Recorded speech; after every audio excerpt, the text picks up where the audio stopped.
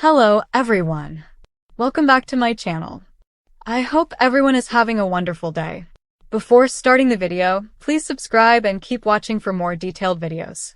We open with a quiet moment in Port Charles. The town has been rocked by the return of a man everyone believed lost, and in that return lies the seeds of one of the most shocking twists in recent memory. What if the man who claims to be Nathan West is not actually Nathan? And if that's so, what does that say about Britt Westbourne? Could the sister know more than she's letting on? Tonight, we dive deep into the possibility. If Nathan isn't Nathan, maybe Britt isn't Britt. Let's set the stage. Nathan was presumed dead 7 years ago after being shot in the line of duty. His wife, Maxie Jones, grieving, named their son James in his memory. His sister, Britt, brilliant, ruthless, conflicted, was left behind. Now Nathan is back. DNA tests confirm he is Nathan. Publicly, everyone breathes a sigh of relief. But Britt's reaction? Something pulled tight inside. Something that doesn't quite align with the relief of reunion. The show has dropped clues. Scenes where Britt holds back, where she lingers in hallways, where she watches Nathan rather than greets him. What if that hesitation from Britt is more than grief? What if it's guilt, or fear, or knowledge? Because if Nathan isn't Nathan, if this man claiming that identity is an imposter, a copy, a manipulated version of him, then Britt's reaction makes far more sense. She's not greeting her brother. She's keeping him distant. She's circling questions instead of answers. Consider the evidence.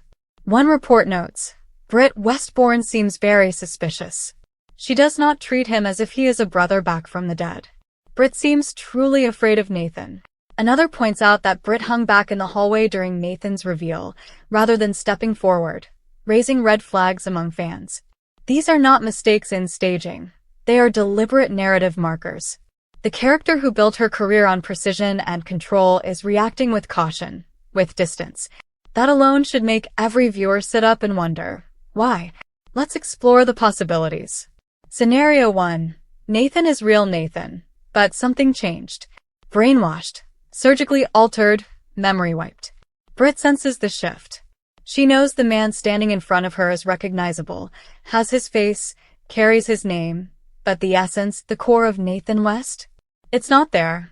She senses the difference and is trying to figure out how to respond. Scenario 2. Nathan is not Nathan. Perhaps the villainous Caesar Faison, always lurking in the shadows, has pulled a long con. A brainwashed operative. A doppelganger, a replacement. If that's the case, then Britt is not only in danger, she's compromised. Because if the enemy has wormed into her family unit, i.e., into the Nathan she trusts, her world collapses. But what does that say about Britt? If Nathan isn't Nathan and Britt knows it, then Britt T could be lying to everyone else, or lying to herself. What if she has had a secret agenda? What if her involvement in Nathan's return is more than incidental? Perhaps she agreed to fake her own demise in order to orchestrate this moment. Perhaps she has been working with someone behind the scenes, or even protecting a truth that would rip the town of Port Charles apart. The idea that Britt might not be who she appears to be is chilling, because it shifts her from being the sister in the shadows to a player behind the curtain. Look at the character of Britt Westbourne. She is not your typical victim. She is not one to wait quietly. She has manufactured narratives in the past, done manipulative work, steered outcomes to her benefit. If she believes the Nathan standing before her is a fake, she could easily be working 2 angles. 1. Protect the people she cares about from the truth. 2. Use the truth as leverage. Which path will she choose? Now let's tie that to Nathan's behavior. He returns with gaps in memory, with confusion. He is back, but he is not whole. If the real Nathan had been missing for years, tortured, manipulated, surgically changed, what he recognizes and what he feels might not fully align. Britt sees this. She watches as he interacts with Maxie, interacts with town friends, tries to reclaim his identity. The DNA matches. The face is the same. But the soul? The known history? The unspoken emotional connection? Something is off. That's where the thriller in this storyline emerges. If Nathan is fake, then Maxie is nearing tragedy. She may trust a man whose identity is wrong. She may embrace a memory that never belonged to him. Britt's warning to the audience is subtle. This isn't what you think. And for the show, the payoff will be immense if and when the truth breaks. But consider the emotional stakes. Britt would then be caught between two worlds, protecting a lie to spare the ones she loves, or exposing the truth and risking destruction. She would no longer be simply the mean sister or doctor with ambition. She would be the gatekeeper of a dangerous secret. And if she slips, the fallout could hit the entire town of Port Charles. We also must explore the possibility that Britt's own identity is at risk. If she knows Nathan isn't Nathan, what else must be false for her? Her family tree, her past actions, her own motivations might be up for re-examination. If the person she's known as brother is fake, then the sister she's known as might have been built on a foundation of lies. From that vantage, Britt becomes the bigger mystery than Nathan. This storyline taps into something deeply human. What happens when identity itself becomes questioned? When someone you thought you knew becomes a stranger? When the reflection you trusted turns out to mirror only a superficial face? The emotional resonance is profound. Britt's reaction is not just suspicious. It's fragile. She is the one who built her life around being right, around being in control. Now, everything she assumed may be undone. Let's talk about timeline.